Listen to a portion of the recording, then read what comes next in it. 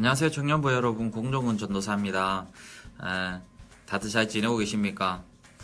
교회 모든 예배가 온라인으로 바뀐 지 벌써 4주째가 되어 가는데요. 이렇게 오랜 기간 동안 온라인으로 예배를 드리다 보니까 아마 다들 여러 가지 생각들이 많아지실 것 같습니다. 어릴 때부터 아주 특별한 경우를 제외하고는 오프라인 예배를 쭉 참석하신 분들 같은 경우에는 이런 온라인 예배가 좀 어색하실 수도 있고, 또 오프라인 예배가 좀 그립게 느껴지실 수도 있을 것 같고요. 또 어떤 분들은 이렇게 모든 성도가 다 흩어져서 예배를 드리니까 그게 좀 서글프기도 하고 좀 안타깝게 여겨지는 분들도 있을 거라 생각합니다. 또 반면에 평소 온라인 예배에 관해서 긍정적으로 생각하고 계셨던 분들 같은 경우에는 거봐, 뭐 이렇게 온라인 예배 해도 되잖아 라고 말씀하시는 분들도 있고요. 오히려 이 기회를 통해서 유튜브 같은 온라인 매체를 잘 사용해서 예배에 활용하면 좋겠다라고 생각하시는 분들도 많은 것 같습니다. 저도 제 나름대로 이 온라인 예배에 관한 견해가 있긴 하지만요, 그게 뭐냐 보다는 저는 이렇게 여러분들이 온라인이냐 오프라인이냐와 같이 이렇게 예배 참석하는 방식에 관해서 열띤 토론을 이어가는 것이 저는 너무나도 좋게 보입니다. 자기와 다른 생각을 가진 사람들이 서로 이야기를 나누다 보면 오프라인을 선호하셨던 분들은 이렇게 온라인 예배가 주는 장점에 관해서 또 한 번쯤 생각해 볼 수 있게 되고, 또 온라인 예배에 관해서 좋게 여기시던 분들은 오프라인으로 예배를 드렸을 때에 그것이 우리들에게 주는 유익이 어떤 것이 있는지에 대해서 또 느껴보는 그러한 기회가 될 수 있을 것 같습니다. 사실 예배의 형식에 관한 논쟁은 이번에만 있었던 게 아니죠. 조금만 시간을 거슬러 올라가도 우리 주변에서 좋은 예를 찾을 수가 있는데요. 예배 시간에 드럼이나 기타를 치는 일이 불경스럽게 느껴지던 때가 있었습니다. 그 당시에는 피아노 밖에는 허락이 안 됐었죠. 그런데 사실은 그 피아노도 옛날에는 저속한 악기로 취급돼서 예배 반주는 오직 오르간이지 라고 생각할 때가 있었습니다. 지금 우리들의 예배에서는 찬양 속에 랩이 들어온 지 제법 오래되었습니다. 랩이라는 것이 사실 전문성이 좀 필요하다 보니까 그렇게 보편적으로 쓰지는 않는데, 이제는 사람들이 그걸 어색하다고 느끼기보다는 그럭저럭 익숙하게 받아들이는 것 같습니다.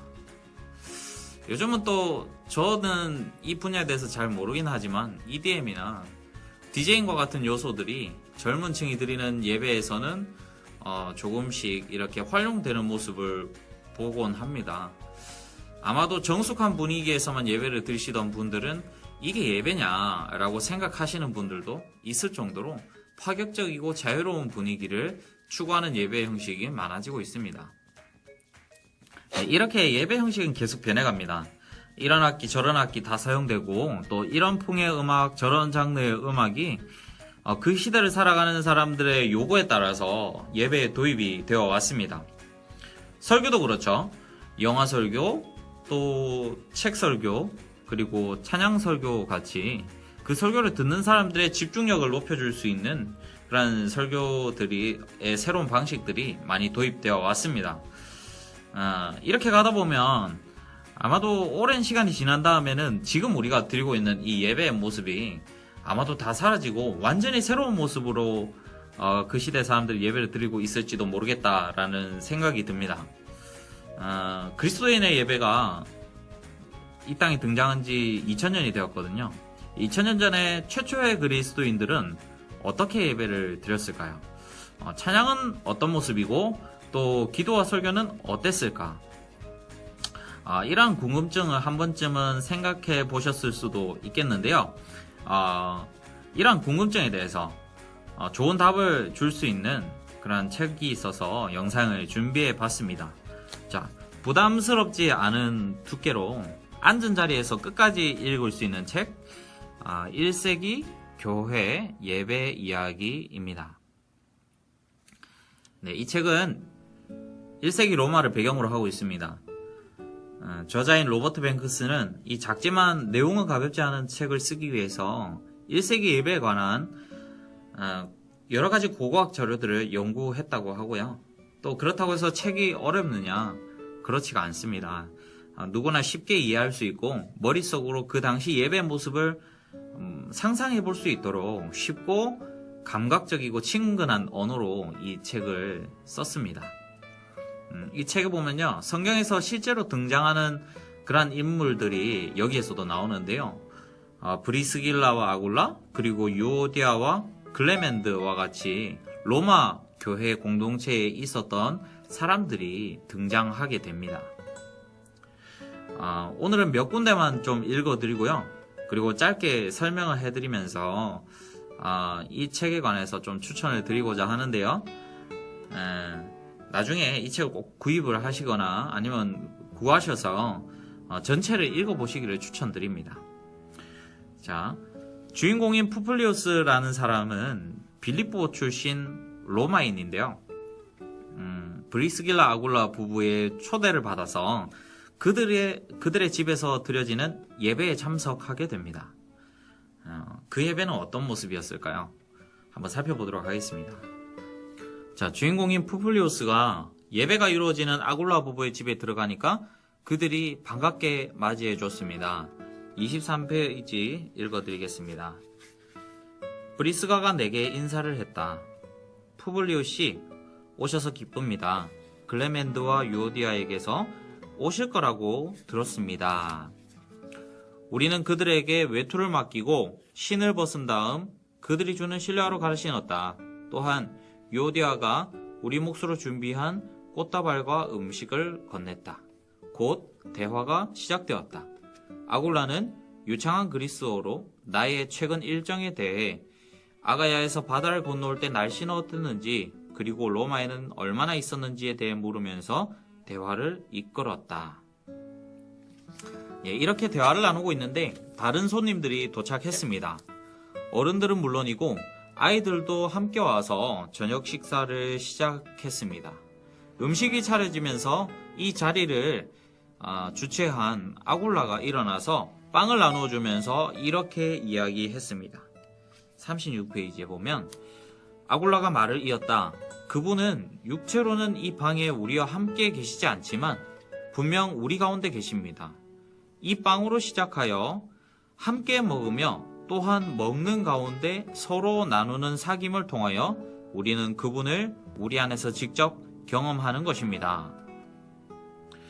그는 짧은 기도를 통해서 이 모든 순서를 마무리했다. 내가 판단하기로는 모든 일이 바로 삶의 자리에서 이루어졌고 또 평범한 목소리로 진행되었다. 그는 기도하면서 이 모든 것에 대해 그의 신에게 감사하면서 우리가 이 식사와 이에 수반된 모든 것을 얼마나 고대했는지 고했다.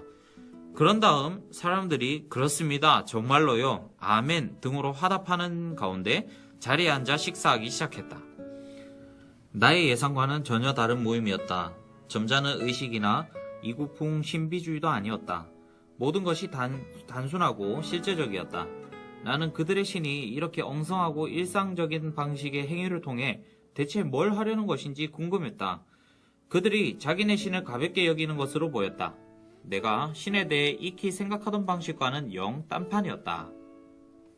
혹시 우리가 드리고 있는 예배와 관련된 부분이 방금 있었는데 눈치채셨나요? 이 장면은 우리가 부활절 같은 날에 성찬식을 거행하잖아요. 그 성찬식의 원래 모습을 담고 있습니다. 우리는 아주 엄숙하게 성찬식을 진행하지만요. 사실 성찬식의 본 모습은 교회 모든 사람들, 그러니까 어린아이부터 노인까지 모든 사람들이 함께 즐겁게 식사하는 모습인 것이죠. 그래서 빵이랑 포도주 말고도 같이 이 상에 다른 음식들이 올라옵니다. 42페이지인데요. 잠시 후 브리스가 돌아왔을 때 나는 내게 닥친 행운을 믿을 수가 없었다. 가뜩이나 고기의 입이라도 한번 대보고 싶었으니 말이다. 최근에는 고기 맛을 본 적이 거의 없었다. 고기는 언제나 공급이 달렸고 가장 좋은 때에도 가격이 엄청났다. 그런데 식탁마다 큰 접시에 여러 가지 고기가 담겨 나왔고 또 다른 접시에는 온갖 채소가 담겨 나왔다. 틀림없이 오늘을 위해 한 주 내내 아껴뒀을 거라는 생각이 들었다. 놀랍게도 또다시 내가 맨 먼저 대접을 받았다. 작은 생선 한 마리와 순무와 콩을 덜어낸 다음 그 위에 향이 좋은 소금 소스를 얹었다.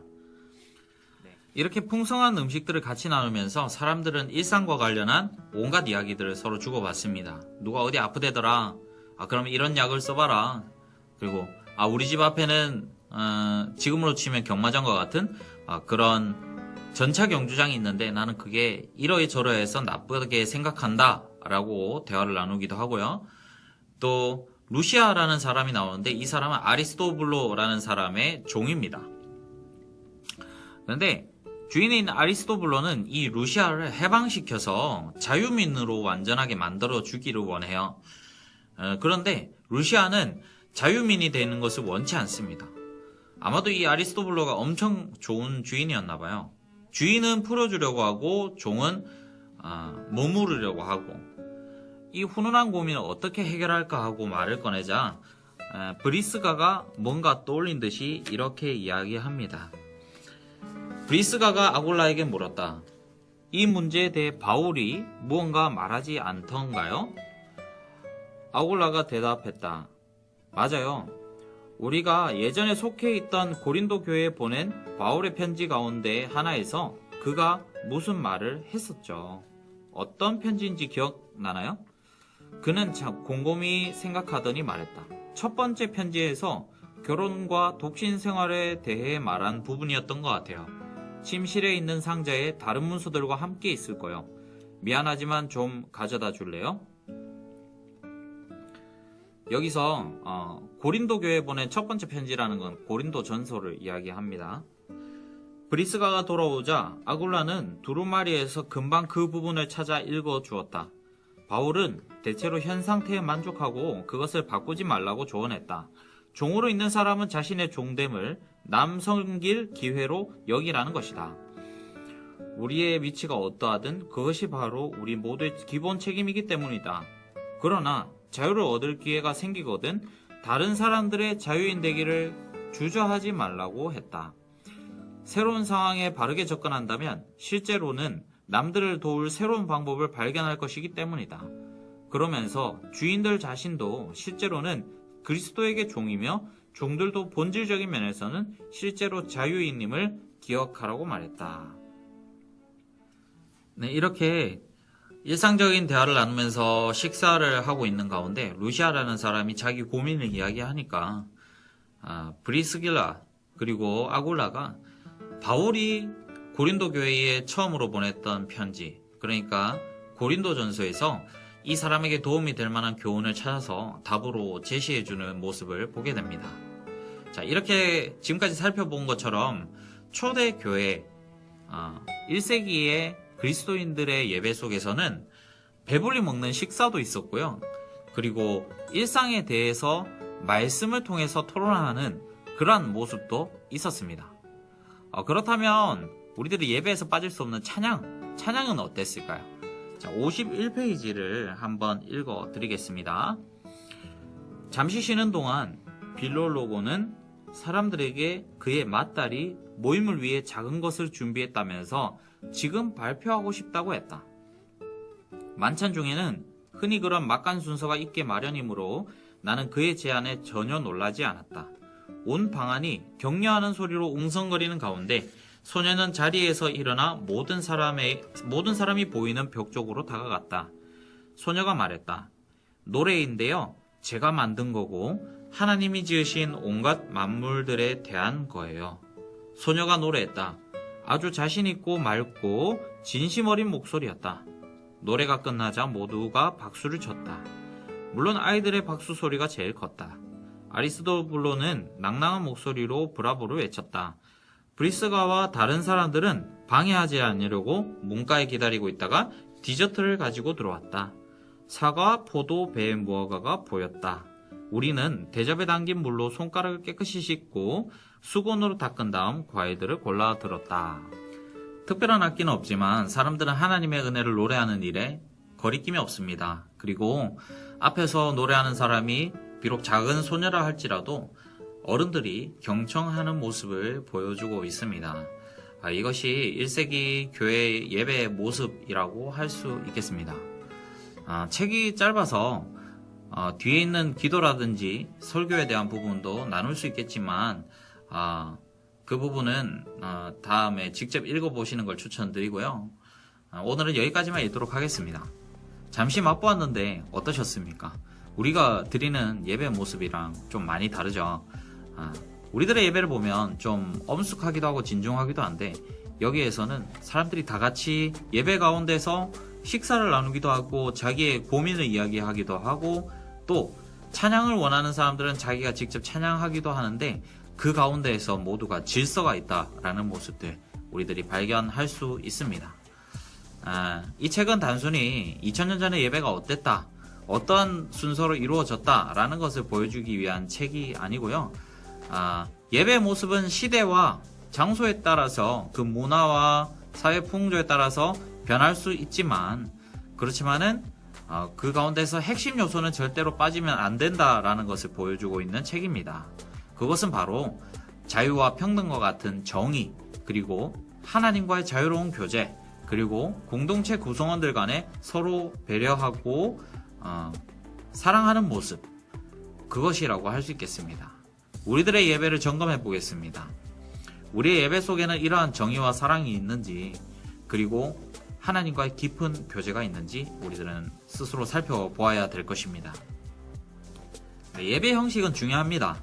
우리가 가진 최고의 것으로 하나님께 영광을 돌려드린다라는 것은 정말 중요한 일이죠. 하지만은 형식에 너무 몰두하다 보면 오히려 그 은혜에 대한 감사, 하나님이 우리들에게 베풀어 주신 것들에 대한 감사가 사라지고 또 나와 함께 예배하는 이 이웃에게 사랑을 표현하는 방법, 관심을 드러내는 그러한 방법을 잊어버릴 때가 있습니다. 우리들이 오늘 이 1세기 예배자들의 모습을 잘 기억하면서 우리들의 예배 가운데서 부족한 것들을 채워나가는 그런 좋은 계기가 되었으면 좋겠습니다. 오늘 영상은 여기까지고요. 오늘 소개해드린 이 책 1세기 교회 예배 이야기 꼭 짬을 내셔서 읽어보시고 그래서 더욱더 풍성한 예배를 갖고 가는 우리 되었으면 좋겠습니다. 감사합니다.